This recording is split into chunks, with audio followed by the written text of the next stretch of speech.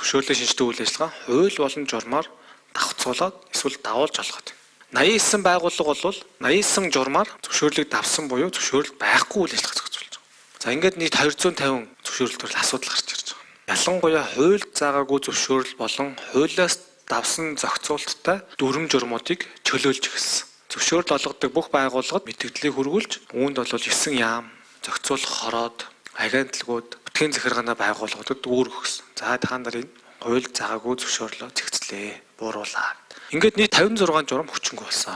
Энэ бол бизнесийн орчныг чөлөөлж байгаа нэг хэлбэр. Бүх асуудлыг журмаар шийдвэрлэх боломжгүй. Хууль заасан хүнд суртал бусад асуудлыг яах вэ гэдэг асуудалтай нүүр тулаад зөвшөөрлийн тухай хуулийн нэмэлт өөрчлөлтийг санаачилж өргөн барьж байгаа. Энэ зөвшөөрлийн тухай хуулийн өөрчлөлт бол одоо энэ улсын хурлын дараагийн дэвшүүлээд байгаа чөлөөллийн санаачлагын хамгийн ихний ажил гэж ойлгож байна. Зөвшөөрлийн тухай хуульд өөрчлөлт оруулж чөлөөлж өгснөөрөө яг бизнесийн орчин сайжирнаа гэж үзэж байна. Зөвшөөрлийн тухай хуулийн гол шийдлүүд нь бол нэгдүгээрт бол зөвшөөрлийн тоог бууруулж байгаа. Процессын өөрчлөлт хийж байгаа. Зөвшөөрлийн хугацааг сонгож байгаа.